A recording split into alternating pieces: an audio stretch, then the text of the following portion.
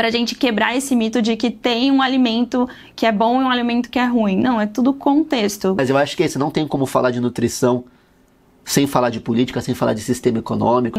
Se você só sabe montar dieta com firula cara, então você está sendo um serviço para a sociedade. Esse tipo de alimentação muitas vezes está associado a problemas de, sei lá, transtornos de humor, né? Uma depressão, né?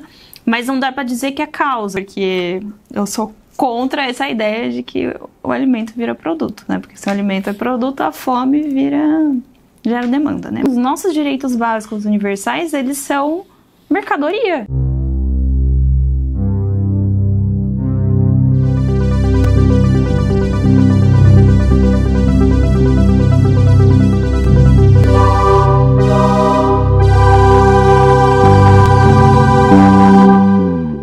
Hoje o Cosmonauta Cultural recebe aqui Luísa Valente. Oi, tudo bem? Graduada em Nutrição pela Unicamp e com especialização em Neurociência do Comportamento, tá certo, Lu? Tá certo, isso aí mesmo. Eu queria te agradecer muito por você ter topado vir. Eu fiquei muito feliz que você aceitou fazer parte desse projeto assim, porque antes de qualquer coisa você é uma profissional que eu admiro muito. Obrigada. Mas tem um que a mais, na verdade, que eu vi você crescer, assim. Eu acho que isso é muito legal. Literalmente.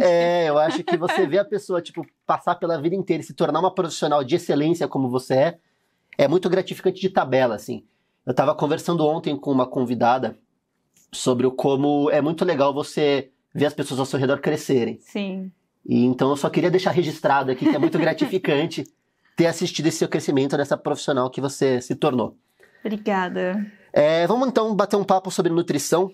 E eu queria começar te perguntando a respeito do que a gente entende como nutrição. Uhum. Porque muitas vezes que a gente fala de nutrição, a gente está falando de dieta, de alimentação, e faz parecer que é só isso. Sim. Mas falar de nutrição é muito mais amplo do que isso, certo? Certo. Então, quando eu tô falando de nutrição, tô falando do quê, Lu? Bom, deixa eu só também fazer o meu agradecimento, Claro, né? por que favor. Eu achei super chique estar aqui, me chamar para um podcast, me sentir toda. Então, tô muito feliz de estar aqui nesse espaço. Muito, né? É muito recíproco isso de ver as pessoas ao nosso redor crescendo e ver você com esse espaço, com esse projeto. Então, muito massa. Então, obrigada pelo convite e parabéns também. E, bom, a nutrição, ela é uma ciência que a gente pode resumir como uma ciência da alimentação. Então, é claro que quando a gente pensa atualmente, principalmente na nutrição clínica, as pessoas associam muito a dieta e emagrecimento. E claro que é um ponto super importante, né? Não dá a gente não desassocia, mas eu entendo a nutrição como a ciência que estuda a alimentação. E isso vai tanto da alimentação para a parte de dentro, por exemplo, o que cada alimento vai fazer no nosso corpo, no nosso organismo, quais são os efeitos daquilo, as características de cada alimento, mas também a parte de fora, então o contexto que faz com que a pessoa se alimente, né? Então a gente tem todo um ecossistema ali, então da parte do alimento, a gente tem que entender o alimento para dentro, mas também ele para fora, porque se alimentar é um comportamento bem complexo, bem político. Então, eu acho que dá para resumir assim, é uma ciência da alimentação, mas isso engloba muita coisa. Maravilha, vamos ver o que a gente consegue passear desse universo complexo aqui. Hoje em dia a gente está vivendo um boom, e que eu acho que é um boom muito positivo, de busca de vida saudável, pessoas se exercitando, pessoas buscando se alimentar melhor. Acho que até por ter chegado num extremo oposto, na verdade, com essa chegada das tecnologias e tudo mais. Mas com esse boom vem também um boom de desinformação, principalmente nesses meios de internet. Então eu queria que você me contasse aqui o que você se depara mais, seja no seu consultório com os pacientes, ou seja na internet mesmo, de maiores mitos dentro da nutrição. Tá, essa é boa. Bom, tem muitos, tá? Mas eu acho que dá pra gente sintetizar aqui falando que a maioria dos mitos partem de uma premissa muito errada, que é de que existe um alimento capaz de engordar ou capaz de emagrecer. Então você vai procurar no Google melhores alimentos para emagrecer, vai aparecer uma lista. É verdade? Não. Não pode comer pão, não pode comer carboidrato, não pode comer açúcar, senão o seu organismo não é capaz de emagrecer. Então, a maioria dos mitos da nutrição vem disso, vem de uma ideia de que esses alimentos têm esse superpoder. E, na verdade, até se tiver espaço para esclarecer, eu acho legal porque, assim, não tem uma consulta que eu faça com um paciente novo que eu não tenha que falar disso. Que é um grande mito, assim, então eu posso comer pão na minha dieta de emagrecimento? Eu posso comer doce? Eu posso? Pode, tá? O fato da gente engordar ou emagrecer é uma questão de balanço energético, né? Então, lembrando ali das aulinhas de física ali, né? Puxando saidinha do meu pai, que é físico, a gente tem a lei da conservação de energia, que é a energia não surge do nada e ela também não desaparece. Ela vai se transformando e se conservando. Legal. Então, o alimento, ele é energia.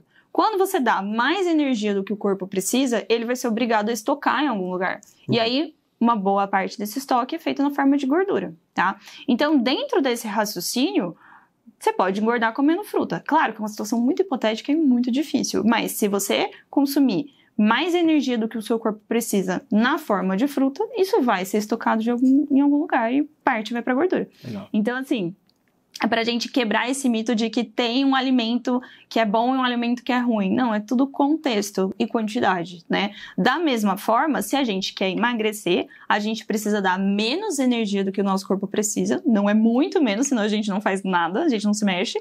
Mas um pouco menos, calculado, para que ele seja obrigado a recorrer aos estoques, né? Então, é tipo, você tá devendo ali pro banco. Na saúde financeira não é tão bom, mas quando você deve energia pro teu corpo, ele vai ser obrigado a pegar ali da poupança, que boa parte é a gordurinha. E aí ele queima essa gordura pra fazer o que precisa fazer no dia, né? Pra viver, e nisso a gente emagrece, tá? Então, acho que esse é um mito, assim, muito propagado. Muito propagado. Assim. Eu ouço muito essa onda, e até as pessoas puxam até para essa ideia. Não tá nem no roteiro isso aqui, mas eu já vou te emendar essa pergunta, que é um pouco dessa ideia do dia do lixo, que é tão propagada no sentido de, nesse dia você pode comer essas coisas, assim. E muitas vezes a soma calórica desse dia ultrapassa o déficit, né, que é essa dívida que você teve durante a semana. Então, a ideia não é isso. A ideia é que, pô, você gosta de comer um chocolate, você consegue se controlar para comer 2 quadradinhos todo dia depois do almoço? Pô, perfeito, vai. Porque, na verdade, a gente veio de uma onda que, se não tá sendo difícil, se você não tá sofrendo, não vai ter resultado. E, na verdade, é o oposto. Precisa ser bom, porque a dieta não tem prazo de validade. Isso eu falo com meus pacientes. O que você tá fazendo aqui, e por isso que é um processo longo, é porque você vai ficar pro resto da vida, provavelmente, fazendo isso, se você quer manter seus resultados. Claro que tem fase, tem periodização e tal, mas, numa forma geral, isso vira um estilo de vida. E como que você vai adotar um estilo de vida que você odeia? Que você tem que comer as coisas sem graça. Então, tem um equilíbrio ali, né? A gente não pode ignorar um contexto e falar, não, esse alimento é vilão, sabe? Isso afasta as pessoas da ideia de dieta. Não é pra ser assim, né? E é legal que acho que você traz essa ideia da dieta como uma presença constante, na verdade, né? Não é uma coisa que você vai fazer 2 meses, pronto, resolvi, posso parar e voltar para meus hábitos antigos. Não de fato uma construção de rotina. Seguindo aqui agora que a gente esclareceu um pouco do que é esse conceito de nutrição, eu queria que você me falasse um pouco do modelo Revitali, que é o modelo que você usa, que você apresenta. Então, apresentar pra gente aqui o que é, como funciona, e aí a partir disso a gente vai trabalhando as questões dentro dele, assim. Fechou. Então, como você apresentou, né, eu fui me especializar em neurociência, e o modelo Revitali, método Revitali, surgiu disso. Por quê? Porque eu saí da faculdade achando que bastava você fazer uma dieta legal, gostosa, flexível ali pra pessoa, que ela iria conseguir seguir. Não, na prática não era assim. Às vezes a pessoa falava pra mim, eu amo o plano alimentar, mas eu não tô conseguindo seguir. E eu fui atrás de tentar entender o porquê.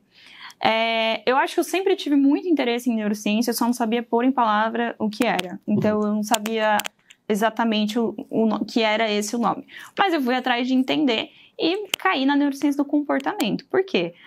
Se eu parar e entrevistar 15 pessoas na rua, a maioria delas vai saber o que é legal comer, o que é legal evitar, mas pergunta se elas conseguem fazer. Muitas vezes elas não conseguem. Por quê? Porque mudar hábitos, mudar comportamentos é uma coisa relativamente difícil e que precisa entender, você precisa entender disso e precisa ter estratégias bem individualizadas, porque se a gente tiver um mesmo hábito ruim, eu e você, a forma que você vai conseguir se livrar desse hábito muitas vezes é diferente da minha. Legal. Porque o contexto é diferente e o contexto é assim, o ambiente é o que molda a gente. Então, tendo entendido tudo isso, eu caí na minha especialização e eu criei esse método Revitali, que é o que eu entendo como sendo necessário para que a pessoa emagreça, tenha esse resultado, mas que ela consiga manter no longo prazo, para que isso vire um estilo de vida. E daí é uma construção. Então, a gente parte de um primeiro princípio, que é o cardápio colaborativo. Então, a pessoa vai construir a dieta junto comigo. Ela não vai chegar e vai receber uma dieta de gaveta. Não, eu vou perguntar, que você costuma comer, e eu vou alinhar o que você gosta, o que são os seus hábitos, a sua rotina. Então, não vou te botar para preparar um café da manhã se você tem 15 minutos entre acordar e ir para o trabalho. Maravilhoso. Então, a gente vai fazer essa construção juntos para que você tenha mais chance de conseguir seguir. E aí, junto com isso, a gente entra com a parte de análise de comportamento. Então, eu vou entender quais são os padrões de comportamento que você está tendo, que estão te dificultando de emagrecer. Uhum. Então, por exemplo, beliscar durante o dia, comer por ansiedade, pular a refeição porque fica muito preso no trabalho, chega à noite, vai lá e pedir delivery. Uhum. Então, eu vou entender esses comportamentos e vou te trazer estratégias baseadas na neurociência para te ajudar a mudar isso, né? Para manejo de ansiedade, estresse. Vou te fazer uma indicação para um psicólogo, um psiquiatra, se eu achar que é necessário. Vou, por exemplo, entender que às vezes você come por tédio, e aí eu vou falar, mas cadê seus hobbies? Vamos encontrar algum hobby para você ter outras coisas para fazer nos seus momentos de prazer que não sejam só a comida? Uhum. Então a gente vai enriquecer esse repertório comportamental, justamente para você ter as ferramentas para lidar com isso no momento que você não estiver mais comigo, né? Recebeu a alta, eu quero que você continue sabendo lidar com essas situações. Sim. E por fim, análise de rotina e horários. Então, isso é importante porque é uma base de organização, estruturação e planejamento. Então, se você, por exemplo, não tem uma qualidade do sono boa, né, você não dorme direito, muito provavelmente você não vai conseguir ter autocontrole para seguir a dieta durante o dia. Às vezes você não rende tão bem no trabalho, daí você fica empilhando trabalho, chega à noite, são 10 horas, você não tem o que comer em casa, vai pegar a primeira besteira que você vê pela frente. Então eu faço toda essa organização de rotina com a pessoa. Sim. E também de outros hábitos são importantes. Então a questão do sono, eu trabalho muito em cima disso. Exercício, então vamos ensinar a pessoa a transformar o exercício no hábito. Como que a gente faz isso? Tem todo um passo a passo. E daí é algo que eu considero bem negociável. Você tá tomando água direito, que às vezes é uma coisa besta, eu vou pegar lá, a pessoa toma meio litro de água no dia. Eu falo, pô, bicho, você tá com dor de cabeça. Uhum. Aí você não rende no trabalho, aí você fica estressado, você não rende, você vai comer doce. Então, assim, é bem complexo. Né? São muitas cabeças aqui, mas basicamente são esses 3 pontos. Então, é um cardápio colaborativo, é uma análise de comportamento e ampliação do repertório comportamental, e parte de estruturação de rotina e hábitos. Maravilhoso. De você falar assim, eu percebo que passa muito por essa questão da construção de uma autoconsciência e aí de um conhecimento seu e da própria pessoa do contexto na qual ela está inserido também, né? Então, acho que a combinação desses 2 elementos ajudam você a conseguir construir esse plano específico para cada pessoa, de acordo com cada objetivo. Isso. Enfim, tem muita coisa para mergulhar dentro disso. Mas eu queria começar te perguntando um pouco sobre uma questão dentro da própria criação do cardápio, que é uma questão que eu ouço muito de muita gente no dia a dia, assim, também, que é a questão do valor financeiro das comidas envolvidas, assim. Então, muita gente coloca que acredita que é difícil se alimentar bem porque montar uma rotina de alimentação saudável é caro, é inacessível. Sim. Eu queria saber um pouco como você enxerga isso e como você tenta construir isso também com seus pacientes na sua rotina de trabalho. Sim. Assim, já vou começar logo de cara falando que eu não passo dieta cara, tá? Assim, a não ser que a pessoa fale, eu quero comer filé mignon todo dia, beleza. Mas não é necessário desembolsar muito dinheiro para ter uma alimentação minimamente saudável. E eu acho que todo nutricionista tem que estar apto a montar um cardápio com os alimentos mais baratos que puder.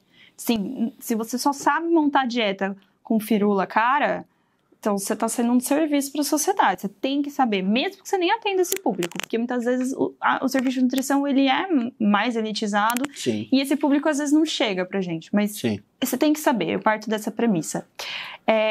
Mas, assim, às vezes o que as pessoas entendem como alimentação cara é o que eles estão vendo no Instagram. Muitas vezes vindo de um blogueiro, uma blogueira, um influenciador. E querendo ou não, aquilo é o trabalho do influenciador e ele é pago para divulgar coisas como se elas fossem indispensáveis. Então, se você for pensar naquele café de 100 pila, no suplemento tal, e nas sementes de abóbora, e na castanha, e vai sair caro. Comer salmão todo dia, isso é caro. Perfeito. E não é indispensável. Tem muitas dessas coisas, inclusive, que são até ineficazes, assim, alguns suplementos e tudo mais. Então, Legal. se a gente pegar só por esse recorte do influenciador, as pessoas vão achar que aquilo ali é caro e precisa ser assim, mas na verdade não precisa e muitas vezes realmente não vai nem funcionar. Então, partindo desse ponto, acho que é bom já desmistificar isso. E sim, existem alimentos bons, baratos, que às vezes vão pecar um pouquinho em sabor, enfim, mas dá para construir. Então, se a gente for pegar um exemplo de, sei lá, legumes mais baratos, chuchu e cenoura costumam estar num preço bom. Frutas, se você conseguir pegar de época, também você paga um preço melhor. Proteínas, que geralmente é o que pesa, sim. Mas sardinha tem um preço bom, soja, fígado, moela, ovo, são proteínas boas e relativamente de fácil acesso. Sim. Então, são bem boas. E, assim, arroz e feijão, base. Com isso, você já tem um cardápio saudável, né? Legal. Mas a gente tem que levar em consideração que, sim, a gente vive num país que muitas vezes as pessoas não vão ter acesso a isso, né? Então, tem esse aspecto. Mas dá pra fazer. Eu, inclusive, uma época levantei essa bandeira no Instagram, antigo até, que como que você pega um paciente que recebe cesta básica e transforma isso? Que orientação você dá pra ele? Como que ele usa a cesta básica pra ter uma alimentação saudável, né? E dá pra fazer. É possível, isso que eu ia te perguntar, é possível? Dá pra fazer. Mas precisa de todo um planejamento ali por trás também, de um... assim, de um cuidado, assim. Precisa ter um certo cuidado, precisa entender um pouquinho de quantidades, mas dá, sim, né? E aí você complementa com essas outras coisas que eu falei que não vem na cesta, né? Tipo, os vegetais e tudo mais, mas dá pra ter. Legal, agora um contraponto à sua ideia do cardápio colaborativo, que entendo que ao criar o cardápio com o paciente, você tá, como você mesma disse, adaptando um pouco essas ideias ao que ele já se alimenta. Sim. Mas pensando num contraponto disso, no sentido de, existe de repente algumas regras de alimentação universais que eu poderia seguir independente da pessoa, mas acho que falando principalmente dessa questão do emagrecimento, porque imagino que não seja só isso que te procurem também. Tem a questão de ganho de massa muscular, enfim. Sim. Às vezes até de gordura. Depende muito do caso, assim. Mas existem algumas dicas e dietas universais que podem ser aplicadas em todo o caso. Tem. Não pensando na questão do gosto, porque aí acho que entra de novo na sua ideia, que é muito legal, do cardápio colaborativo. Mas existem, então, essas dicas meio universais, assim, que dá realmente para pescar e aprender e aplicar. Sim, até a OMS, ela disponibiliza vários informativos desses em que o que a gente considera um padrão de alimentação saudável. Então, a gente tem, principalmente, uma orientação para, primeiro, ter um controle de ingestão calórica e peso. Então, aquilo que eu falei, não dar mais energia do que o seu corpo precisa, porque engordar num cenário crônico é bem prejudicial para a saúde. Então, primeiro ponto é esse controle. Segundo, ter um consumo bem controlado de gordura saturada e de açúcar. Não significa que não pode comer açúcar. Eu já quero deixar até claro que a OMS, ela pressupõe ali uma porcentagem de calorias vindo de açúcar dentro de um padrão alimentar saudável, né? Mas sim, tem que ser controlado. Gordura saturada, aquela gordura que está mais associada com aquele colesterol ruim que a gente vê nos exames, ela tá é a gordurinha da carne. Às vezes nem sempre é só aquela gordura de fora que a gente tira no churrasco, mas a que está entremeada, a pele do frango, ela vai estar também no leite integral, na manteiga, geralmente mais nos alimentos de origem animal, mas tem também nos de origem vegetal, tipo no famoso óleo de coco, que uma época, nossa, ele é ótimo para... Não é. Não. Legal. E ele tem bastante gordura saturada, ou chocolate também tem, então esse é outra recomendação. Comer de 3 a 5 porções de frutas e vegetais no dia, priorizar grãos integrais, então, tipo, arroz, as leguminosas, né, feijão, lentilha, ervilha, aveia, pão integral, enfim. Sal, também moderar o consumo, é uma recomendação da OMS universal. Legal. A recomendação é até 5 gramas de sal por dia. O que eu falo pro pessoal? Você não vai pesar quanto de sal você está comendo, né? Sim. Mas evitando o excesso de industrializados embutidos, principalmente, né? Presunto, salame, mortadela, você já consegue ter um controle e fica de olho na tua sede. Se você está comendo teu almoço e não consegue ficar sem beber água durante a refeição, provavelmente ela está muito salgada. Então precisa dar uma controlada nisso. Então eu peço pro pessoal ficar mais de olho nisso, porque ninguém vai pesar 5 gramas de sal no dia, né? Importante excluir, se possível, ou consumir o mínimo que puder de gordura trans, que é aquela gordura que a gente costumava ver muito no salgadinho de pacote, na bolacha, no sonho de padaria, que hoje em dia tá para sumir do mercado, tá? Teve uma determinação da Anvisa e eu não sei se todas as empresas já se adequaram, mas... Provavelmente não. Provavelmente não. É que o prazo, assim, a RDC da Anvisa proibia o uso de gordura trans nos alimentos industrializados. Em 2019, ela lançou essa RDC e, se eu não me engano, as empresas tinham um prazo até 2023 para cumprir essa adequação. Porque tem um tempo, você tem que reformular os alimentos e tudo mais. Sim. Aí eu não sei exatamente se todas já se adequaram, mas muitas já. Dentro dessa sua fala agora, eu tenho 2 perguntas para você que não se conversam, então vou fazer uma de cada vez. Demorou. A primeira, você falou um pouco do consumo do açúcar. E eu já li em alguns lugares algumas pesquisas que relacionam o consumo de açúcar à mudança de humor. E aí, cortaram isso esses dias. É mesmo, então tô nesse bonde. Eu quero saber se é real, como é que isso funciona.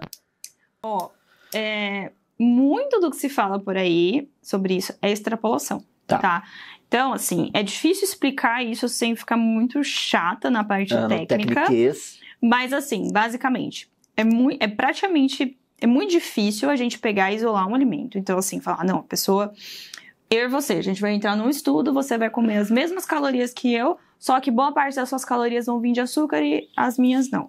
E aí a gente vai analisar o humor e ver como muda. Isso, falando em termos científicos, é difícil de fazer, tá? Então, eu desconheço um estudo que tenha feito algo tão bem controlado e só assim a gente poderia falar, o açúcar muda o humor, por exemplo, né? Tem uma associação de causalidade. Sim. O que, no geral, a gente entende são contextos alimentares e associações. Então, dietas ruins, que muitas vezes vão ser ricas em açúcar, mas não só, vão ser ricas em gordura, vão ser pobres em fibras, em compostos bioativos, né, que é o que a gente encontra nas frutas, nos vegetais, né? Esse tipo de alimentação, muitas vezes, está associado a problemas de, sei lá, transtornos de humor, né? Uma depressão, né? Mas não dá para dizer que é causa. Por quê? Às vezes, esses estudos encontram a associação, mas a gente não consegue, através deles, ver se veio primeiro o ovo ou a galinha. Então, pode ser uma relação contrária. Pessoas com depressão tendem a ter um padrão alimentar pior. Sim. E pode ser as duas vias, pode ser uma via de mão dupla. Então, a gente não consegue isolar. Onde a gente consegue isolar muito bem? Com animais.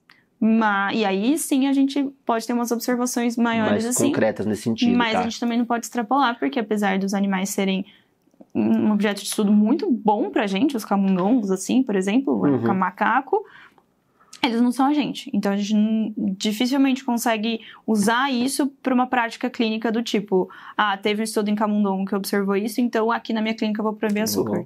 Não dá para fazer essa ponte. Legal. Entendeu? Precisa de estudos em humanos bem controlados, num nível maior na hierarquia de evidência científica.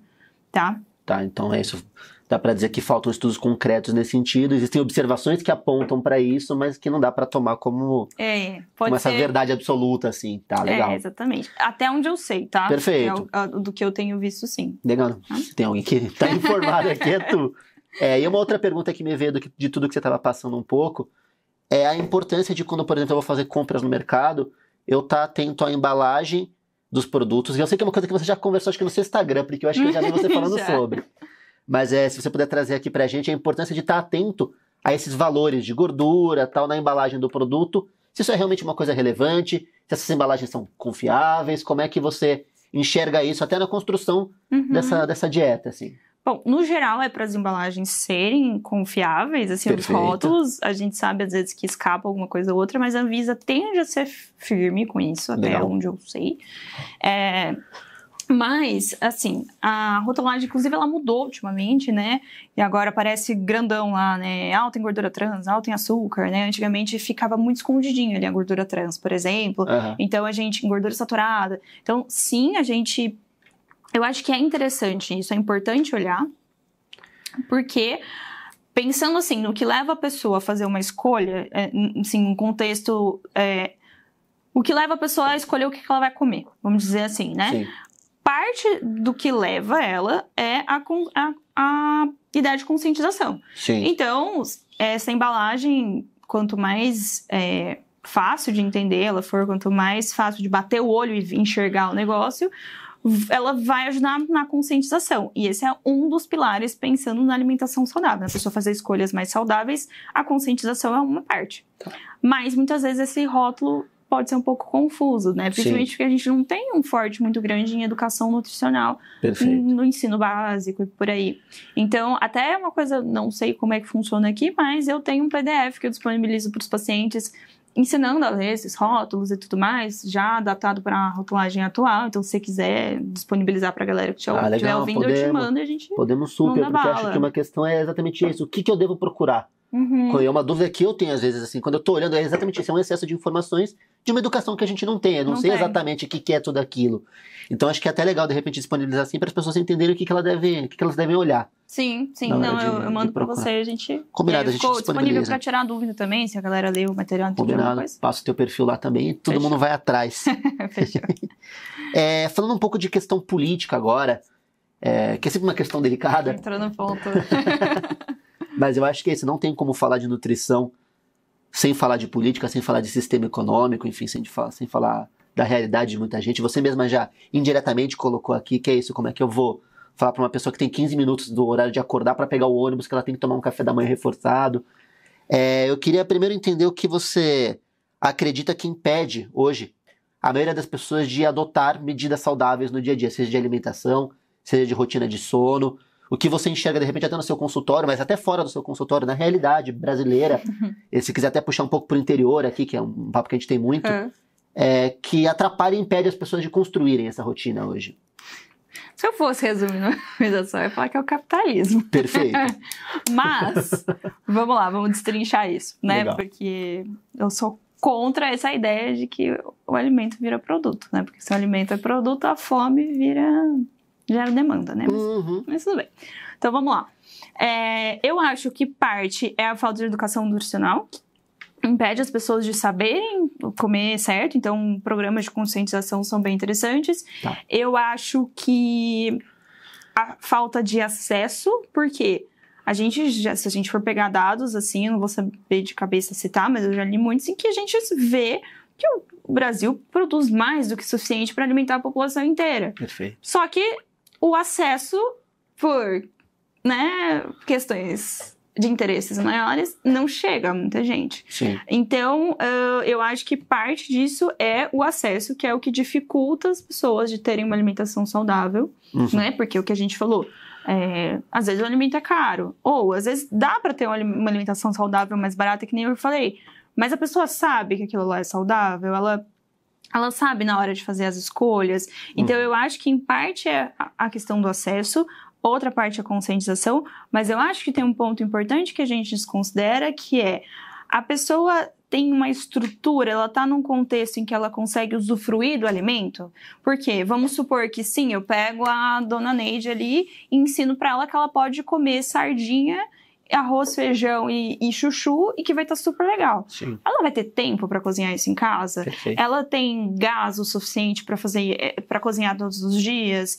E mais do que isso, se eu pegar essa pessoa, e que isso é a realidade de muitos brasileiros, ela acorda 4 da manhã para pegar 2 conduções, para trabalhar, ser explorada o dia inteiro, para chegar em casa cansada, ter que cuidar de 5 filhos, sozinha, porque o pai foi embora.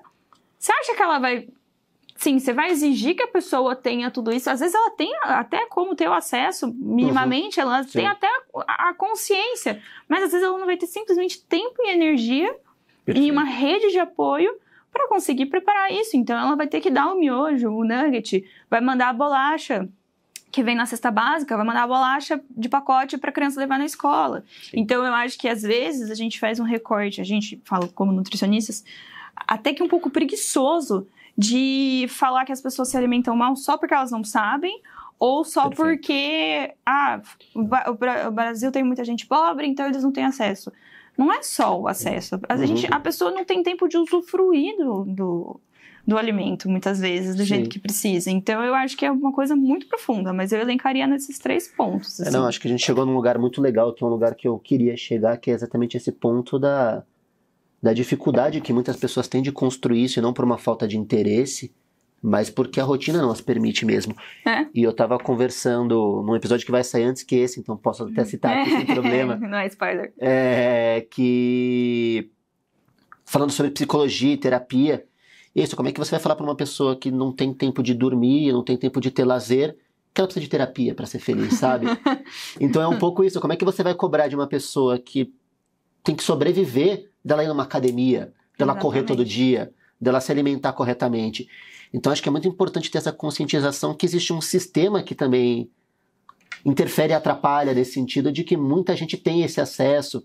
Então muitas das coisas que a gente está falando aqui não deixam de ser um privilégio também. Acho que é legal trazer esse conceito. Na verdade, assim, se a gente for pegar no contexto capitalista, os nossos direitos básicos universais, a gente não tem eles. A gente só tem por meio da compra. A gente só tem moradia se a gente adquire, a gente só tem comida se a gente adquire, a gente só consegue dormir se a gente tem tempo e um teto, um lugar. Então, assim, os nossos direitos básicos universais, eles são mercadoria. Sim. E aí, óbvio que vai ficar insuficiente para uma parcela da população. E o problema, para mim, que eu vejo é que é uma boa parcela da população. Significativa, para que assim.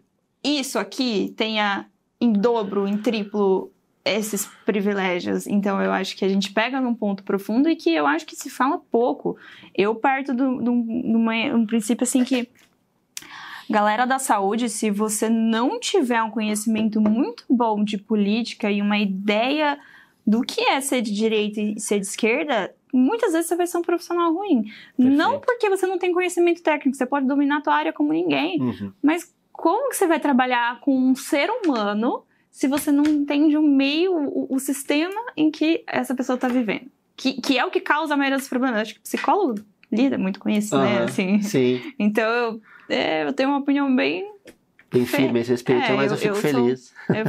É um assunto que eu fico meio pé da vida, porque às vezes eu acho que os nutricionistas são um pouco preguiçosos nesse aspecto. Eu acho que passa um pouco também. Fica muito elitizado, e sim, é uma profissão elitizada, não é todo mundo que vai ter acesso. Sim. Apesar de existirem algumas iniciativas legais, que a gente pode até citar depois se você quiser. Eu gostaria muito. Mas falando, então, pra não pesar muito o clima, né, dessas iniciativas, eu selecionei 3 para falar aqui, que eu acho que não é todo mundo conhece, e que, independente de qual for o interesse por trás, são iniciativas que eu vejo um funcionamento legal. Nossa. A gente tem o PAT, que é o Programa de Alimentação do Trabalhador.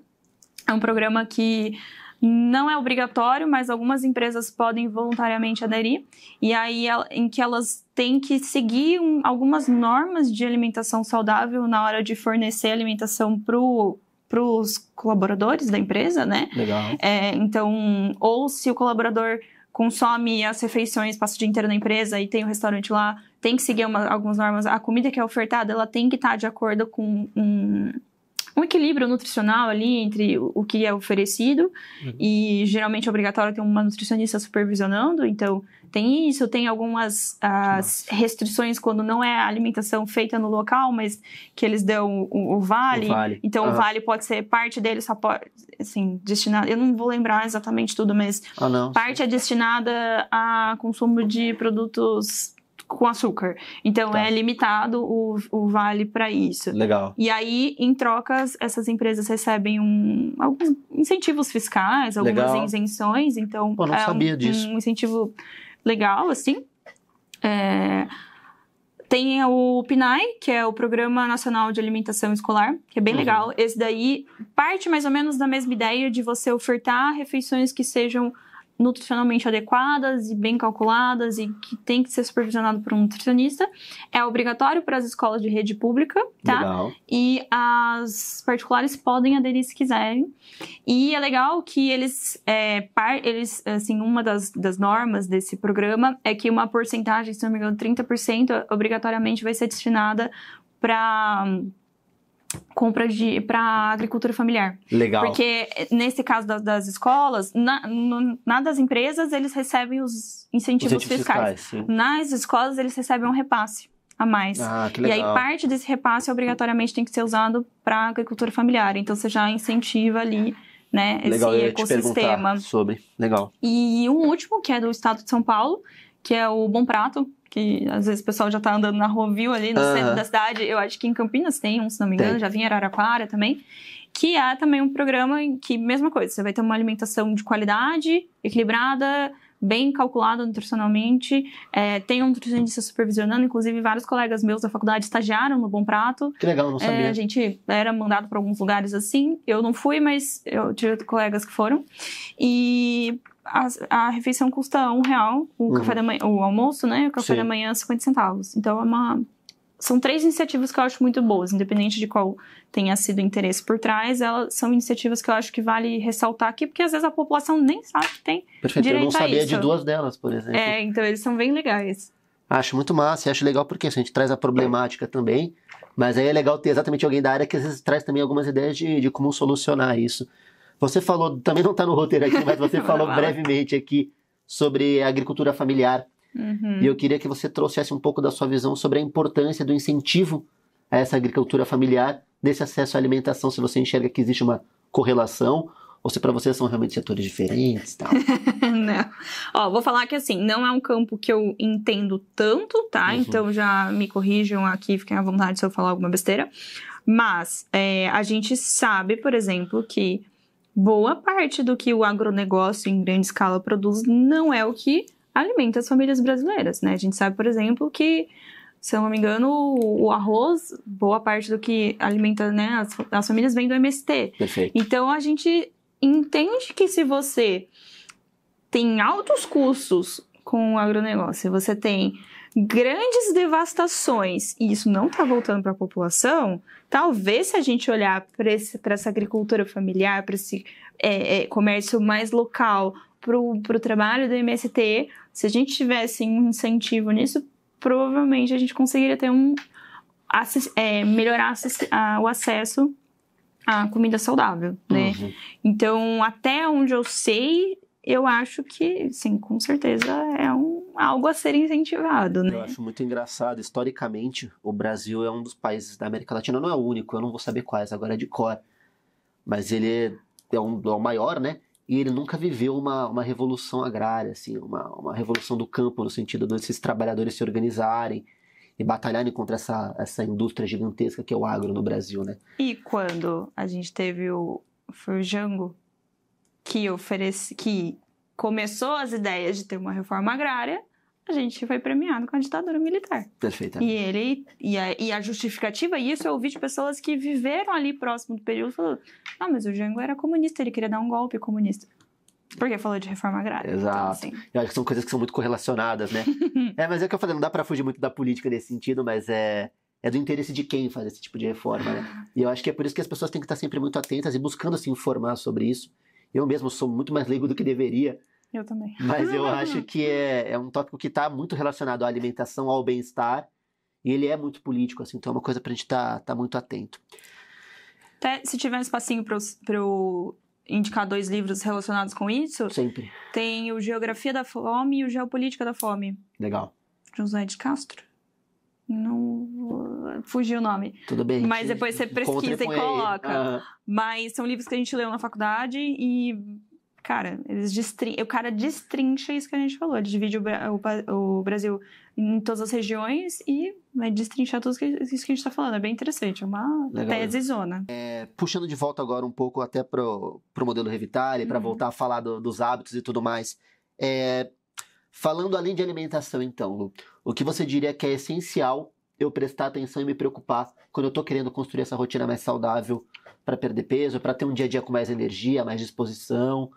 Além de alimentação, o que é bom olhar? Você já citou um pouco do sono também. O sono eu acho que seria o primeiro pilar, porque a gente não foi feito para dormir 6 horas por noite, definitivamente, tá? Se a pessoa chega para você e fala, não, mas eu sou mais noturno, eu funciono melhor à noite. É porque tá desregulado, o ser humano não se desenvolveu evolutivamente pra... Você tá rindo porque você faz isso, né? Totalmente, eu já tomei tanta bronca de médico por causa disso. Provavelmente é uma coisa desregulada, tá? Porque se você for parar pra pensar, a gente não enxerga no escuro. Evolutivamente falando, a gente era pra estar dormindo, tá? Aqui eu até posso gastar um tempo falando, se tiver... Temos todo o tempo do mundo, Lu. Então, fechou. Porque é um tema, assim, eu entrei muito no campo da neurociência porque eu sofri de insônia minha vida inteira. Então, eu fui atrás de estudar até a puta que pariu sobre sono, tá? Então, assim, acho que o primeiro ponto é que o nosso estilo de vida atual, ele não favorece o nosso descanso. Claro que tem todas essas questões políticas que a gente já falou, não vou voltar, mas o nosso próprio hábito de deitar mexendo no celular, por exemplo. Se a gente for pensar evolutivamente, era pra gente, quando tá escuro, sentir sono e dormir. Hoje em dia, quando tá escuro, a gente acende uma luz, a gente liga o celular. E essa luz atrapalha a produção de melatonina, que é um hormônio sinalizador do sono pra gente. Não é o hormônio que dá sono, que muita gente erra por aí, mas ele é o que vai falar pro corpo, ó, tá na hora de dormir. Por quê? A gente tem um relógio interno, fica no nosso cérebro, num núcleo que chama núcleo supraquiasmático. É um nome meio esquisito, mas ele é um relógio, digamos assim. Então, tudo que vai funcionar no teu corpo, o fato de você produzir determinados hormônios meio-dia que estão relacionados com a sua alimentação, com o seu apetite, com a sua saciedade, isso tudo é regulado por esse relógio. E várias outras coisas, o metabolismo inteiro. Controle de temperatura, o que vai ser liberado cada hora, esse relógio que controla. Só que como que você regula esse relógio, né? Então, tipo, se eu pegar aqui, eu giro a bolinha e beleza. Certo. Esse nosso relógio, ele funciona a partir de algumas pistas do ambiente. A principal delas é a luz, tá? Então, se a gente pegar, por exemplo, você jogar no meio do mato, sem celular, sem nada, naturalmente esse relógio vai se regular, porque você não vai ter nenhuma interferência de luz artificial, tá? A luz do sol é o principal sinalizador ali. E a ausência dela também. Então, se a gente acorda e a gente fica fechado no quarto, sem ver luz no dia, o dia inteiro, e aí chega de noite, a gente fica com o celular na fuça, a gente tá falando o oposto pro relógio. A gente tá falando que é de dia pra gente ficar cansado, fadigado, e à noite é pra gente ficar acordado. Aí não tem sono que vença, você não vai dormir, tá? Então, um primeiro ponto, eu acho que pra gente melhorar esses hábitos é o sono, porque se a gente não dorme, a gente não consegue ter energia, básico, a gente já sabe, mas a gente também não consegue ter autocontrole o suficiente, a gente fica mais impulsivo. Quando a gente não dorme direito, tem uma região aqui do cérebro que chama córtex pré-frontal, que basicamente é o que garante, é uma área muito racional do cérebro. Então é graças a ele que a gente consegue, por exemplo, planejar no futuro, falar, eu não vou comprar essa blusinha agora porque eu tô economizando para comprar um carro. Ou eu não vou comer esse doce agora porque eu tô querendo emagrecer e eu acho que aqui não cabe esse doce. Ou, enfim, eu não vou xingar o meu chefe agora porque senão eu vou perder meu emprego. Essa área do cérebro que faz isso. Certo. Ela basicamente é a nossa capacidade de falar não, né? Quando a gente não dorme, ela não funciona direito. Então a gente fica mais impulsivo, a gente tende a ceder mais a esses prazeres imediatos, tá? Então, pensando em dieta, isso é péssimo, pensando em alimentação saudável e vida saudável também, porque como que você vai se forçar a ir lá fazer exercício se você não dormiu bem? Ela vai falar, não, fica aqui no sofá, muito melhor, né? É mais ou menos para o pessoal entender. É a mesma área do cérebro que fica inibida quando a gente bebe. Então, é por isso que a gente faz cagada. Liga pro Waze, né? Porque a gente perde nossa capacidade master de falar não para muitas coisas. A gente fica desinibido. Então, assim, tudo isso eu parto sempre de um ponto, assim, que a gente, na consulta, vamos fazer uma boa higiene do sono, que é... Primeiro, é a porta de entrada para qualquer tratamento de sono, tá? Higiene do sono, a gente sabe que é não mexer no celular antes de dormir, pelo menos uma meia hora, então sem celular, sem TV, sem telas. Tem também fazer um ritual de relaxamento, tem várias coisas. Eu tenho um passo a passo bem comprido também, se quiser eu mando pro pessoal, que é uma bíblia da higiene do sono. E tem essa questão da luz de manhã, que eu falei e muita gente não sabe, que é, assim que você acordou, pelo menos 15 minutos, você precisa bater luz natural no teu olho. Não é pra ficar olhando pro sol direto, ficar cego. Mas você precisa ter uma janela, você precisa ter uma sacada, um lugar que, sim, você precisa ver luz. Pra ativar o reloginho interno e falar pra ele, ó, o dia começou agora. Então, se às 6 horas da manhã você acordou o relógio, significa que ele vai começar a rodar para que 10 horas da noite você tenha sono. Agora, se você não faz isso, você só vai ver luz meio-dia na hora que você sai pra almoçar, o teu corpo provavelmente se acorda meio-dia. E você vai sentir, tá tudo atrasado no seu ritmo, chama ritmo circadiano, né?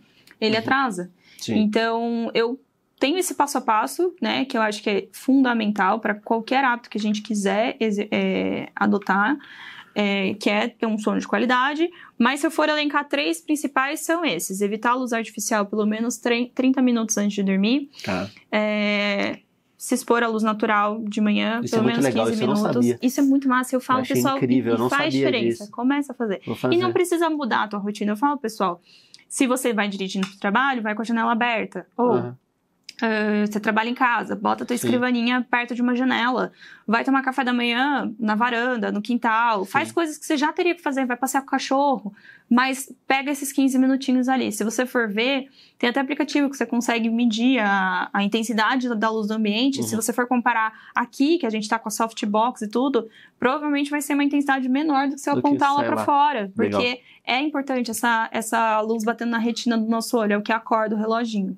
Legal. E um outro que aí eu vou pegar no calo de muita gente, que é não tomar café ou qualquer coisa com cafeína depois das 3 da tarde. Isso aí todo mundo faz. Mas é importante. Dancei hoje já. Então, na hora que você me ofereceu, eu falei, não vou tomar café. Por quê? A cafeína, ela demora pra sair do nosso organismo. A meia-vida dela varia de várias questões, assim, tipo, mas no geral uma média de 5 a 7 horas.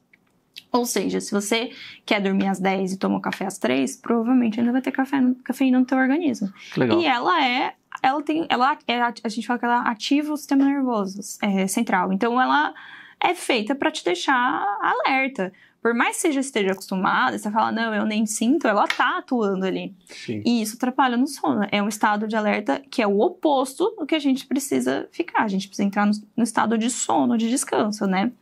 Então, esse é uma coisa que é muito legal que eu vejo no consultório, que eu pego pacientes assim, que 2 litros de café por dia. E o dia inteiro. Aí eu falo, tá bom, eu não vou mexer ainda nos seus 2 litros de café. Você só vai adiantar. Então, você vai tomar os 2 litros até no máximo 3 da tarde. Aí, naturalmente, a pessoa começa a dormir um pouquinho melhor.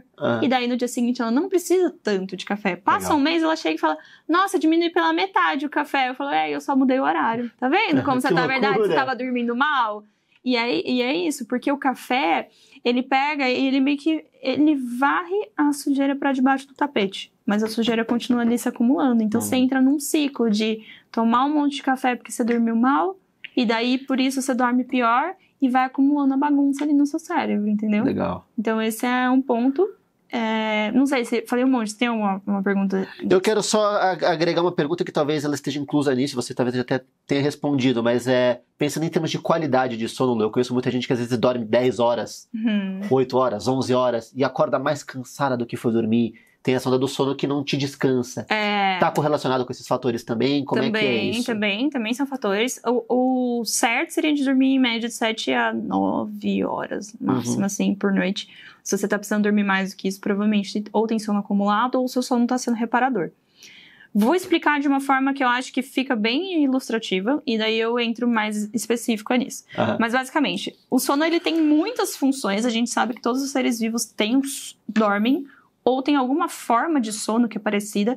A gente sabe que isso é extremamente importante. A gente ainda está estudando todas as importâncias e as funções do sono, mas se a gente for ver que evolutivamente todas as espécies conservaram esse traço ao longo da história da evolução, é porque ele foi importante para garantir a sobrevivência. Né? Que aqueles provavelmente não dormiram, foram morrendo e aí não se conservou. E aí esse traço foi se conservando só entre quem sobrevivia, né? Sim. Uma das funções do corpo do sono é fazer uma faxina no cérebro. Então pensa que ao longo do dia você é uma fábrica que está em alto funcionamento e aí na sua produção vai gerando um resto de lixo ali. Esse lixo pode ser um excesso de neurotransmissores, que são sinalizadores químicos do cérebro, pode ser, assim, no geral, vamos pensar que é bagunça, assim, sujeira mesmo. E essa sujeira vai se acumulando até chegar no final do dia. Esse acúmulo de sujeira fala pro teu cérebro, você tá cansado. Aí você dorme. A gente tem 4 fases do sono. Em uma delas, que é o sono profundo, o sono reparador, é como se tivesse um chuveiro ali mesmo. Tipo, literalmente bastante líquido passando. E você limpa essa sujeira. Para que no dia seguinte não tenha mais moléculas que sinalizam o cansaço e você esteja descansado, tá? Achei uma alegoria incrível, tá? Achei muito explicativa, adorei. É bem legal isso e eu acho que até se fala pouco. Quando a gente, por algum motivo, não passa por essa fase do sono profundo, direito, pelo tempo que precisa, ela tem que durar mais ou menos 1h30, pelo menos. Se a gente não passa por isso o tempo suficiente, ou é um sono fragmentado, Ou a gente até dorme, mas a gente toma café antes de dormir, a gente não percebe que daí não funciona direitinho. Ou se a gente está ansioso, a ansiedade também prejudica, né, a passagem pelo sono profundo, o álcool também, várias questões, a gente não faz essa faxina como deveria. Então, as moléculas de cansaço que deveriam ter sido eliminadas estão ali no dia seguinte, você acorda cansado.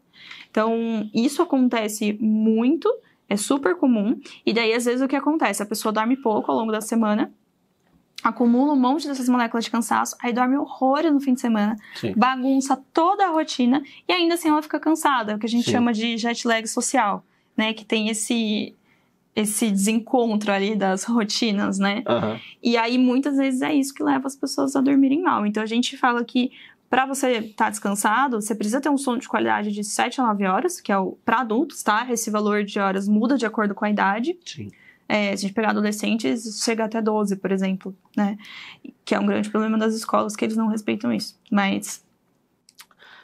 Puxando um pouco do sono para a questão do exercício físico, Lu, que também é uma questão que às vezes é muito tabu e que muita gente tem onda do tipo, você precisa se exercitar todo dia, uma quantidade X de minutos, de horas por dia. Como é que funciona isso na prática? Eu realmente preciso me exercitar todo dia? O que é esse exercício? Como é que é essa abertura desse exercício? Tá. Assim, sim, a gente foi feito para se movimentar, a gente não foi feito para ficar sentado o dia inteiro, tá? Então a gente sabe que o sedentarismo tá associado com, assim como uma falta de sono, tá associado com o surgimento e a prevalência dessas doenças que são as que mais matam, essas doenças crônicas, doença cardiovascular, diabetes, hipertensão, etc., obesidade. A recomendação da OMS são 150 minutos por semana, pelo menos, de atividade moderada. Tá. E eu acho que reduz para 75 se for intensa, tá? E aí, só para você explicar assim de forma bem rápida, qual é a diferença de uma atividade intensa para uma atividade moderada, assim, na prática? Você pode pegar pela fala. Então, por exemplo, vamos pegar uma corrida, assim, que eu acho que é fácil de exemplificar. Legal. Mas se eu estiver correndo e eu consigo conversar com você, como eu tô conversando agora, sem fazer pausa, tá leve, bem leve. Se você consegue conversar, mas você precisa fazer uma pausa entre as frases para pegar um pouco de fôlego, já tá no moderado. Se você não consegue falar, ou fica muito difícil, já é mais intenso, tá? Legal. Isso é um exemplo bobo, mas a gente Não, só para exemplificar mesmo. Desculpa até te cortar. Não, imagina, pode ficar à vontade. Só para exemplificar mesmo. Senão eu fico no monólogo, pode mandar mal. Não, mas é pra monólogo mesmo. E sim, exercício... Eu falo assim, até os 20 e poucos anos, provavelmente você vai fazer exercício por estética, a maioria das pessoas. Quando você vai chegando dos 25 pra cima, você faz exercício porque se você não fizer, tudo fica uma merda, tá? Porque ele regula o humor, ele é um hábito angular, então geralmente se você faz exercício, a tendência é você querer se alimentar melhor e também você tomar mais água, e aí o seu intestino funciona melhor, e daí o seu sono é de qualidade, a gente vê que tem uma associação super forte entre exercício e sono. E aí, se você dorme melhor, no dia seguinte você tá mais descansado e tua qualidade de vida fica melhor, você tem mais disposição. Então, assim, fora os efeitos metabólicos, né? Que a gente sabe que o exercício, ele é mais do que para gastar energia, gastar calorias. Ele é um regulador metabólico. Ele vai fazer com que as coisas do seu corpo funcionem da melhor maneira que possível. Então, todos os parâmetros do exame de sangue melhoram quando você começa a fazer exercício. Então, ele é bem dispensável mesmo, assim. Tem que fazer, não necessariamente precisa ser todos os dias, mas se possível, assim, não é ruim. Legal. Assim, pelo menos atingindo essa recomendação mínima dos 150 minutos. Certo. Tá? E aí, pecar pelo excesso, sempre ruim, porque sempre que a gente fala de excessos, a gente tá trazendo pra uma polêmica aí. E falando do exercício físico, eu pecar pelo excesso também, de me exercitar demais. Temos malefícios, como controlar isso, como balancear Eu acho que a gente pode entender tudo como uma relação entre demanda e esforço. Então, demanda e esforço? Mas mais ou menos assim. Vamos colocar entre esforço e descanso. Então, se você faz muito exercício, você requer um descanso maior. Uhum. Se você não dá esse descanso, tem chance de dar problema. Pode diminuir um pouquinho a imunidade, pode aumentar a chance de você ter uma lesão. Sim. Às vezes, o que leva a esse excesso pode ser um transtorno alimentar, né? Que acontece, no caso de uma anorexia, por exemplo, às vezes uma bulimia. Quando você tem o comportamento purgativo, né? Que é fazer exercício para tentar compensar alguma coisa que você comeu. Então, aí sim a gente tem um caso que está relacionado negativamente, né? Sim. Mas eu acho que se a gente for colocar na balança, assim, pensando em pessoas saudáveis, seria isso. Faz muito exercício? Legal, você precisa dar o descanso que o corpo precisa e os nutrientes que o corpo precisa também para atingir essa demanda energética. Legal. E eu acho que o pecar pelo excesso... É que assim, tem gente que realmente fica bem viciada em exercício físico. Eu percebo pessoas que precisavam disso, entraram nisso e usaram isso quase como uma bengala de apoio. Assim. Eu tive bastante paciente, assim, que trocou várias... Assim, bebia pra caramba e trocou por exercício. Exato. Então, assim, até certo ponto a gente pode considerar que é mais saudável do que não fazer, tá? Mas todo o excesso, se ele não... ele tende a ir para um caminho que também pode ser prejudicial. Mas se eu for falar assim, é difícil ver alguém chegando no pecar pelo excesso, porque demanda, né? Exercício demanda tempo, demanda energia, demanda cabeça. Sim. Então é raro. Alguém ter esse tempo mais difícil. Todo, assim. Mas eu já vi casos de muita gente que tá, tipo, lá, com uma fratura por estresse, porque corre, não sabe ficar sem correr, por exemplo. Não, calma, você... Né? É importante descanso você precisa também, do descanso, sim. com certeza absoluta, tá? Sim. E um dado que eu acho interessante trazer, que, se não me engano, foi um estudo da USP que saiu ano passado, posso estar falando bobagem, mas que ele mostrou que tinha uma associação inversa entre questão socioeconômica, né? Poder socioeconômico e a quantidade de exercício que a pessoa conseguia fazer semanalmente, se não me engano. Então... pessoas mais pobres se exercitam menos. Menos, claro. Entra naquela questão do... a pessoa sabe que ela precisa se exercitar, ela tem tempo para usufruir desse direito dela? Não tem, perfeito. Eu acho que é um dado interessante da gente trazer também. Legal. Puxando para uma questão que você pincelou, e eu não sei o quanto a gente pode se aprofundar nela, mas a questão da estética. Que você disse que muita gente isso, às vezes antes dos 20, na faixa dos 20, busca emagrecer por uma questão estética. E eu sinto que isso tem se tornado muito presente, na verdade, em várias faixas etárias hoje em dia, né? Nossa, sim. A gente vive, aí de novo falando do macro, mas essa questão do corpo magro como padrão de beleza a ser alcançado. Sim. E aí a pessoa vai buscar emagrecer porque ela quer alcançar um padrão estético. Até onde isso é saudável, até onde isso tem que ser olhado, até nas relações com as redes sociais, assim. Eu sinto que muitos e muitas nutricionistas são um pouco responsáveis nesse sentido, na ideia de vender o emagrecimento como uma obrigação. Sim. E nem todo corpo magro é saudável e nem todo corpo gordo não é saudável. Então eu queria que você pincelasse um pouco para mim como você enxerga essa relação das pessoas da nutrição com a estética e onde cuidar nisso, onde abraçar isso. Eu acho que a gente não é nem tão lá nem cá. Então, por exemplo, sim, existem essa hipervalorização da magreza. Eu acho que um grande problema é que ela mascara muitas vezes problemas de saúde que podem não estar aparentes porque só é um corpo magro. Então, por exemplo, tem uma influenciadora muito foda, que é a Mari Krieger, não sei se você conhece, que ela é cientista e ela é divulgadora científica na internet. E ela contou que ela é vegana, se não me engano, sempre tinha uma alimentação saudável, né? Mas ela era sedentária e magra. Se for ver, ela é bem magra. E os exames dela, ela foi ver, ela estava pré-diabética, porque ela era sedentária. Mas se você olhar o corpo dela, se você for partir só do pressuposto que ser magro é saudável, ela ia falar, não, tô saudável. E não, ela estava pré-diabética. Perfeito. Então, a gente não pode olhar e falar que necessariamente isso é saudável, até porque muitas vezes tem corpos magros que para chegar lá a pessoa adoeceu mentalmente. Então, tem esse ponto. Mas também existe a gente afrouxa às vezes para não cair nesse discurso, a gente vai para um outro oposto que é que estar acima do peso tá tudo bem. Certo. Às vezes os exames ainda não apontaram o problema, mas a gente sabe que no longo prazo isso tem grandíssimas chances de dar problema. Tá. Então aquilo falar, por exemplo, obesidade saudável. Na ciência isso não existe. Tá. Atualmente a pessoa pode não ter alteração no colesterol e na glicemia. Sim. Mas ela tem todo o contexto metabólico para ter algum problema pior lá para frente, tá? Às vezes nem demora muito. Seja um problema de articulação, seja um problema no sono, porque pessoas obesas podem ter apneia do sono, então não respira tão bem, não dorme tão bem, não descansa direito. Sim. O próprio tecido de gordura, né? Quando a gente tem em excesso, ele vai produzir sinalizadores que cronicamente vão estar associados com diabetes, com problema cardiovascular. Sim. Então, assim, não dá pra falar que tá tudo bem ficar desse jeito.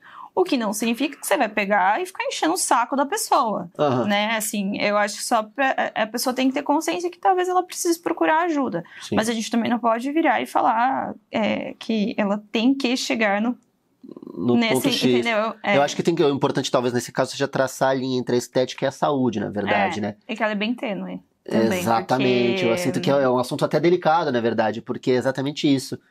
Eu acho que é uma linha tênue que tem que ter muito cuidado, principalmente dos profissionais que lidam nessa área. Por isso que eu falo que acho que exige uma responsabilidade dos profissionais dessa área. Sim. E que eu sinto que você tem, até por isso que estou te trazendo isso. Mas de separar um pouco essa questão da pressão estética com a questão da saúde. Sim, com certeza.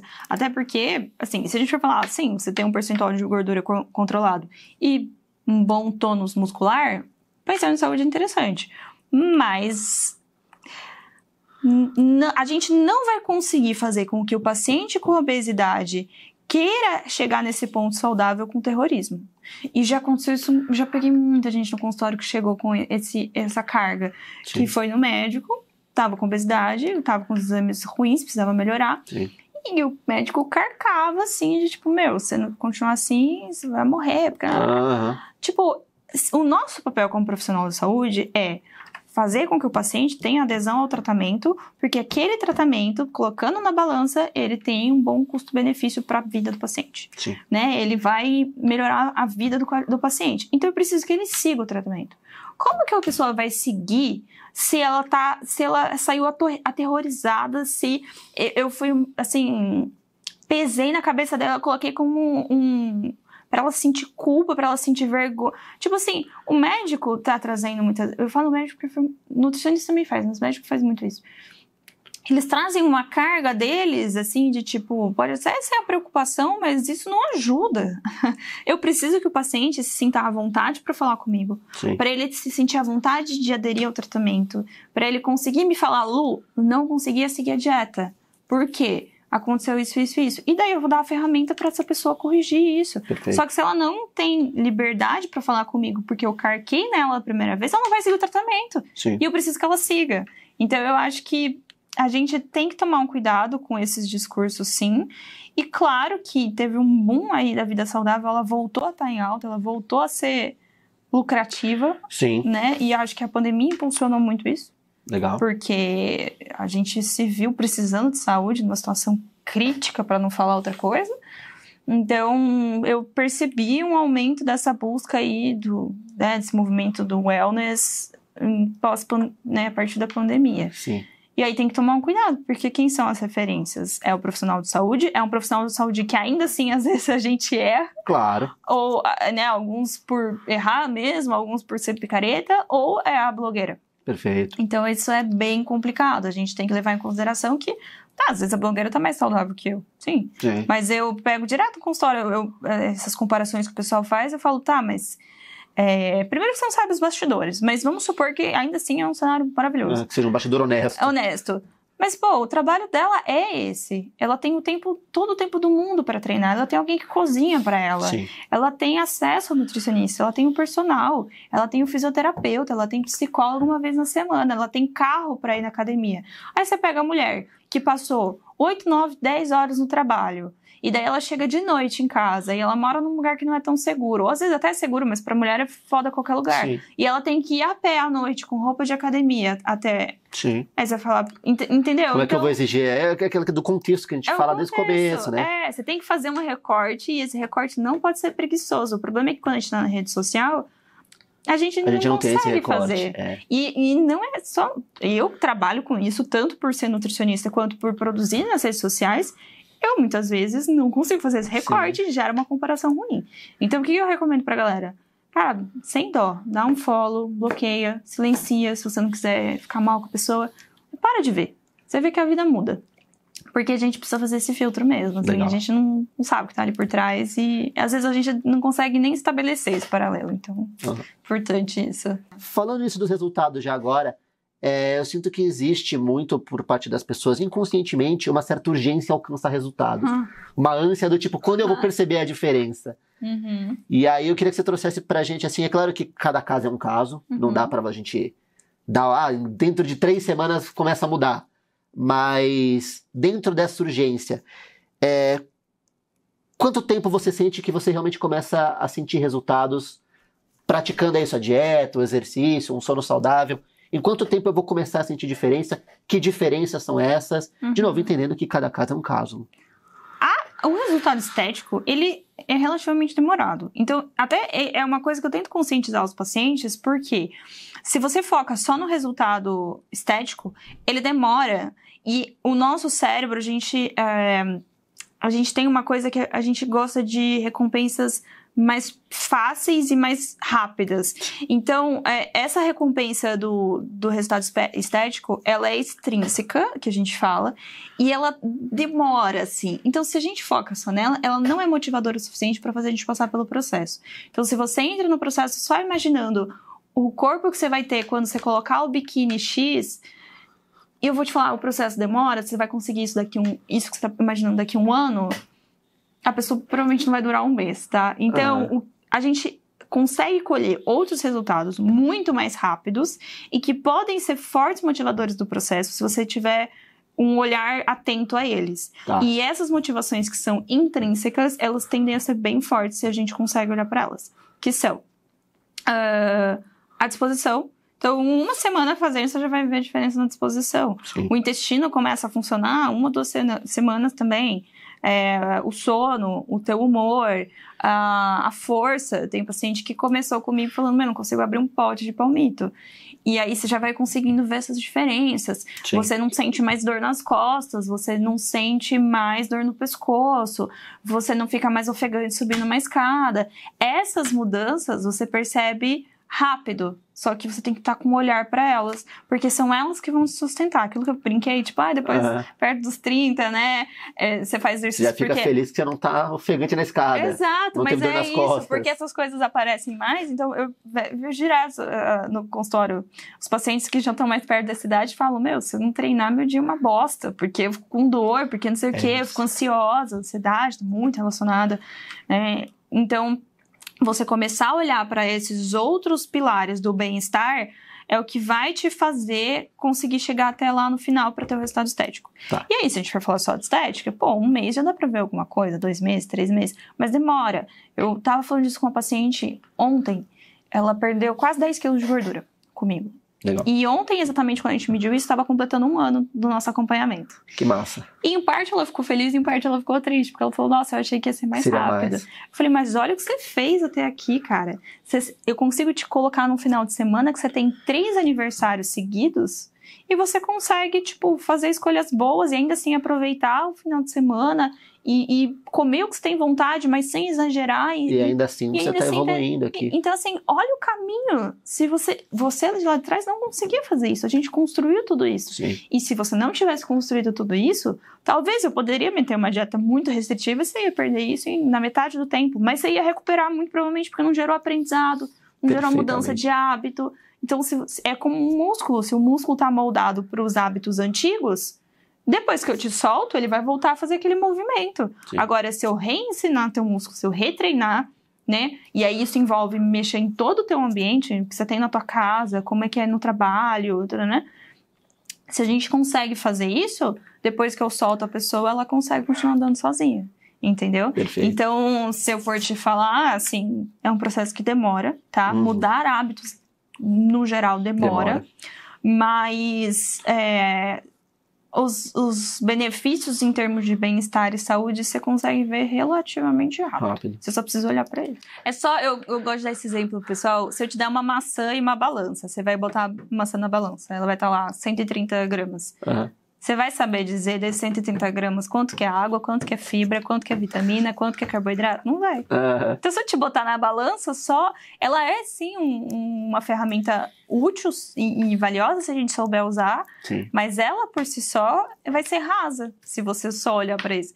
Por isso que eu falo, se você não puder fazer uma avaliação física completa com um profissional, pode ser um nutricionista, um educador físico, você pode tirar foto antes e depois, olhar no espelho, olhar suas roupas, a calça jeans voltou a servir, você ganhou peso, mas a calça jeans está servindo direito, acho que bom deu sinal ali. Sinal. Então, não vai tão cego na balança. Ainda que, por exemplo, você é homem, mas, mulher, você pega num dia, período menstrual, dá pra ganhar 3 quilos na balança.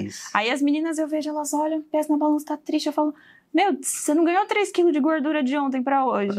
Seu útero tá inchado, tá cheio. Pesa, isso, bicho. Pesa. Mesmo se eu me pesar de manhã, meu peso é 1. Sei lá, eu tô pesando, não sei se pode falar, mas sei lá, uns 54. Se você sente à vontade. 54 quilos, por exemplo. Eu peso de manhã em jejum e tal. Se eu for me pesar agora com você, eu vou estar pesando uns 56. Eu não ganhei 2 quilos no dia de gordura. É porque eu comi, porque eu bebi água, é porque eu enchei, porque tem xixi aqui, sabe? Então, tipo, é importante a gente ter esse esclarecimento. Né? Mas esse estigma com a balança, quase todo mundo tem. Tem paciente que eu peso de costas. Eu falo assim, vira de costas, eu olho o número e depois eu te falo. Porque pesa, assim, tem uma questão muito social, muito... Né, acho que é muito da cabeça, assim. Mas é muito legal porque do que você me passa, eu sinto que parte da importância desse acompanhamento com uma Nutri é exatamente aprender a reconhecer essas conquistas, assim.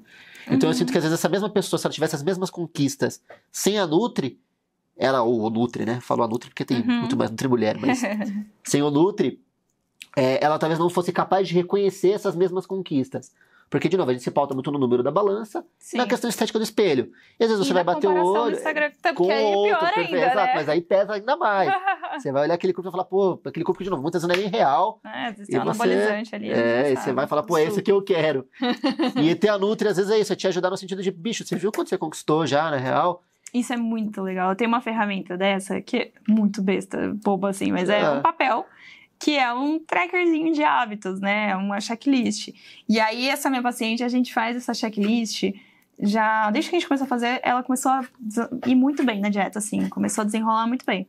E aí, é muito legal que todo mês ela vem e me traz o papelzinho que ela marca bonitinho. E aí, fica visual, assim. A medição de progresso dela é visual. Então, não sou só eu falando, olha aqui, ela tá vendo. Eu falo assim, olha aqui... Antes, os pontinhos, por exemplo, a gente marca, sei lá, consegui manter o final de semana bem, sem torar o pau. Aí ela marca, tipo, no mês passado, eu olho pra ela e falo assim, olha aqui quantos pontinhos que não tá marcado. Olha esse mês como você melhorou de fim de semana e olha aqui o que tem a ver. Você já tá treinando nesses dias. Olha o tanto, esses dias você conseguiu beber água. Fica assim, desenhadinho ali. Legal pra caramba. E é muito legal. É muito recompensador, eu acho. E é uma coisa que as pessoas podem fazer em casa. Tem aplicativo disso, mas você... Marca assim, coloca um post-it, você tem que ver teu progresso, você tem que se motivar. Voltando até na questão dos mitos que a gente falou, não é tanto da nutrição, mas entra também um mito de ciência geral, que o pessoal fala, não, porque é disciplina e não motivação. O cacete, a gente não faz nada sem motivação, nada, você precisa se motivar. Sim. Você botar um post-it no teu carro todo dia, você precisa de motivação, com a palavra próprio já disse, é motivo para ação, tá? Um exemplo legal que a gente pode citar, tem uns estudos com rato, por exemplo, em que eles praticamente tiram a ação da molécula que sinaliza isso pra gente, né, que é a principal envolvida, que é a dopamina. Tá. Então, o rato não tem dopamina. Ele não busca comida. A comida tá ali, ele não vai. Quando você pega a comida e dá na boca dele, ele demonstra, né, dentro do comportamento do animal, ele demonstra sentir prazer com aquela comida. Mas ele não vai atrás de buscar ela. A gente não vive sem isso. Então, não adianta você falar que você só vai na raça, na força do áudio ali, fazer as coisas na disciplina. Uma hora não vai, você precisa ter motivação. Perfeito. As pessoas que conseguem ter disciplina, é porque elas falam assim, porque eu consigo fazer mesmo quando eu não tô motivada. Eles confundem motivação com aquele oba-oba. Não é isso, às vezes você não tá afim disso, tá com sono, com preguiça, estressado. Sim. Mas você vai, a disciplina te leva aí, porque você sabe que tem um motivo para aquilo. Então, você focar nessas medições de progresso, assim, que vão além da estética, que são muitas, como a gente falou aqui, né, o programa inteiro, vai ajudar você a se manter no processo. Né? Tem uma rede de apoio, acho que externa, na verdade, né? Porque às vezes você se convencer disso é mais difícil, mas se você tem um outro te lembrando, te confirmando isso, com certeza. Você fortalece, tem um parceiro, né? Tanto que quando a gente faz, Alcoólatras Anônimos, Alcoólicos Anônimos, você tem um parceiro ali. Rede de apoio. Tipo, o papel do nutricionista em boa parte é isso. Também mas se você não tem um nutricionista, você arranja um coleguinha, faz um grupo no Gym Rats e vai lá junto, entendeu? Legal. Então, tem alguém. Fazer as coisas em grupo geralmente ajuda. Fortalece bastante. Lu, eu não sei se você quer acrescentar alguma coisa, trazer alguma coisa que a gente deixou de comentar e que você acha importante trazer.